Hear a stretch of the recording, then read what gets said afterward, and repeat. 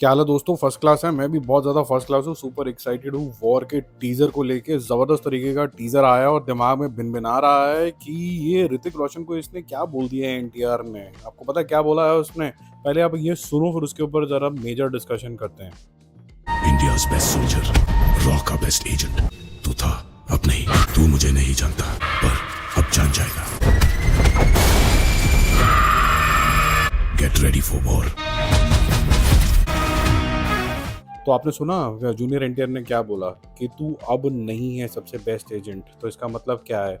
दो रीज़न हो सकते हैं। एक तो ये कि जूनियर एनटीआर जो है अपने आप को इससे बड़ा एजेंट मानता है, ज़्यादा बड़ा देशभक्त मानता है, और वो ये जानता है कि ऋतिक रोशन का कबीर का जो कैरेक्टर है लास्ट मूवी के अंदर, जिसका थैंक यू वेरी मच हो गया था, ये एज्यूम कर लिया गया था कि वो मर गया। वो एक्चुअली के अंदर मरा नहीं है, और ये उसको ढूंढ के निकालेगा और साथ में ये प्रूव कर देगा कि ये जो इंसान है ये देश के खिलाफ था। तो ये एक एजेंट वर्सेस दूसरे एजेंट की कहानी हो सकती है। और अगर आपको याद हो तो बहुत स्टार्टिंग के अंदर जब ये मूवी बननी शुरू हुई थी, तब बोला गया था कि one agent against another agent होगी और उसके बाद ये रिजॉल्व हो जाएगा इशू।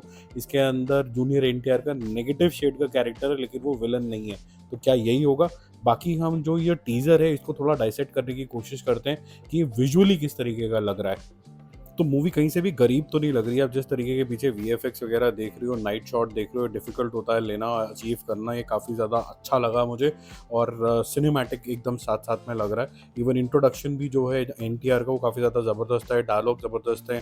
अगर आप कलर ग्रेडिंग देखो तो आप कहीं ना कहीं पठान के अंदर इस तरीके की डुअल ग्रेडिंग आनी शुरू हुई थी, जहाँ पर ग्रीन कलर भी है, येलो कलर भी है, उसकी याद दिलाता है। सेम फैमिली की लगने लग जाती है मूवी, जो कि वाईआरएफ के यूनिवर्स के लिए अच्छा है। इसका एक्सटेंशन अगर आप देखो तो यहाँ पर जूनियर एनटीआर को भी बहुत अच्छे तरीके से रिप्रेजेंट किया गया। बहुत ही क्लीन लुक यहाँ पर उनकी दिख रही है, ज़बरदस्त तरीके का आउटलुक लग रहा है। और कभी भी आप ये नोटिस करना कि वाईआरएफ के जितने भी कैरेक्टर्स होते हैं वो सबसे ज़्यादा हैंडसम, वेल सूटेड, फिट तरीके के जो इंसान है वो हमेशा वाईआरएफ की मूवी के अंदर ही लगते हैं। तो बेस्ट लग रहा है मालूम। अब ये मामला अच्छा लगने लग जाता है तो ऋतिक रोशन को भी अच्छा दिखाना है, क्योंकि वो सेंट्रल कैरेक्टर है। तो जिस तरीके का इंट्रोडक्शन है कि ऐसा नहीं है कि वो अनबीटेबल है, तो पहला ही चेहरा जो आता है वो चोटों से भरा हुआ आता है, जिस तरीके से आप स्क्रीन के ऊपर देख रहे हो।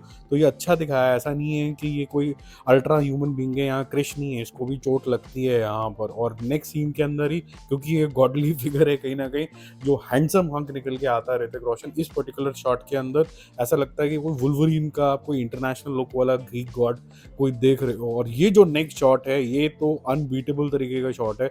ये वुल्फ के साथ जो कैरेक्टर है वो कैरेक्टर को और डेफिनेशन देता है, डेप्थ देता है। खतरनाक तरीके का ये शॉट है। ये सिर्फ कबीर को नहीं डिस्क्राइब कर रहा है, ये उसके एटीट्यूड को भी यहाँ पर डिस्क्राइब कर रहा है। पीछे की कलर ग्रेडिंग भी देखो, बहुत ही ज़्यादा शानदार लग रही है। लेकिन जूनियर एनटीआर पीछे कहाँ रहने वाले हैं?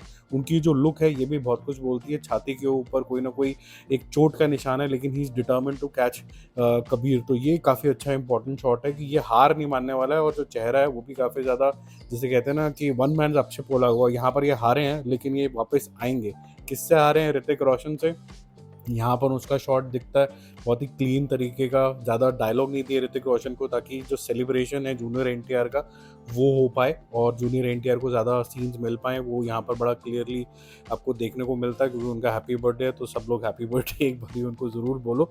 मुझे अच्छा लगा ये जो सिनेमैटिक जो लुक है ना, कलर ग्रेडिंग वाला भी, और ये वाला अगर आप देखोगे तो प्लेन वनीला मॉर्निंग शॉट है, जो काफ़ी अच्छे तरीके से यहाँ पर लिया गया है। अब इन दोनों का जो कन्फ्रंटेशन सीन है उसके अंदर कॉन्ट्रास्ट यूज़ करे गए हैं। लाइट कलर पीछे है और सामने जो कैरेक्टर है वो ब्लैक के अंदर है, ताकि आप कैरेक्टर को बहुत अच्छे तरीके से देख पाओ। और फुल ग्लोरी के अंदर, जैसे कि आपने वॉर 1 के अंदर देखा था बाल उड़ते हुए ऋतिक रोशन की एंट्री टाइप से, उस तरीके का कुछ ये शॉट है।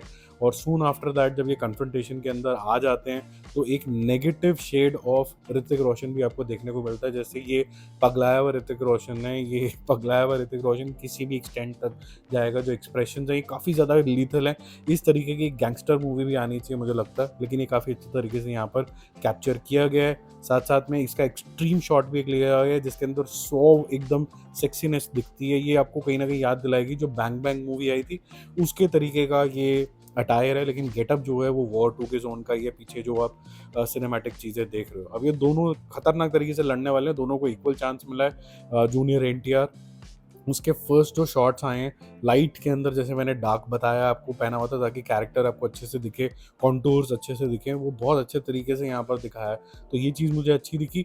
और मैंने नोटिस किया कि इस वजह से, क्योंकि लाइट और डार्क शेड के अंदर यूज़ किया गया है ये फ्रेम्स, तो आप बिल्कुल अच्छे तरीके से देख सकते हो कि ये कैरेक्टर किस तरीके से दूसरे कैरेक्टर के ऊपर अब पाउंस करने वाला है, अगले के कैरेक्टर की क्या रेडीनेस होने वाली है। और नेक्स्ट फ्रेम के अंदर आप ऋतिक रोशन का कैरेक्टर देखते हो, अगेन लाइट बैकग्राउंड और डार्क उन्होंने अटायर पहना हुआ है, तो कॉन्ट्रास्ट बहुत अच्छा लग रहा है। और साथ साथ में अब इनके मूव्स क्या होंगे स्टाइलाइज तरीके से, वो आपको यहाँ पर दिखने शुरू हो जाते हैं, जो कि शॉट उठाना और उसको फिर फ्लिप देना, वो काफ़ी ज़्यादा अच्छा मुझे यहाँ पर लगा।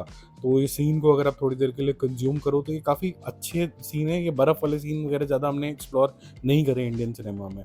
अभी दोनों की मार-धाड़ तो होगी मेरे ख्याल से, इस कन्फ्रंटेशन के अंदर काफ़ी सारे राज़ भी खुलेंगे और ये एक सेटलमेंट की तौर होगा, और मेरे ख्याल से फिर पठान 2 की तरफ हमें ये इशारा करेगा। अच्छे सीन्स हैं, दोनों एक दूसरे की इक्वली पिटाई कर रहे हैं, तो ऐसा नहीं है कि एक बंदा दूसरे के ऊपर हावी पड़ेगा। तो अच्छे खासे से ऋतिक रोशन के कुछ मूव्स हैं, कुछ एनटीआर के मूव्स हैं, तो अच्छे तरीके से यहाँ पर दिखाया हुआ है। कुछ इनजस्टिस नहीं किया है कि किसी को बड़ा हीरो बना दो, किसी को छोटा बना दो।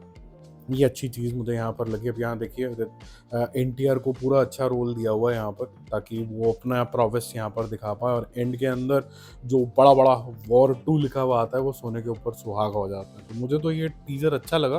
कुछ लोग थोड़ा सा क्रिटिसिज्म कर रहे हैं वीएफएक्स को लेके, but I don't think that's a major issue. अगर आप लार्जर स्क्रीन के ऊपर देखते हैं तो आपको अच्छा ही लगेगा। Bye bye.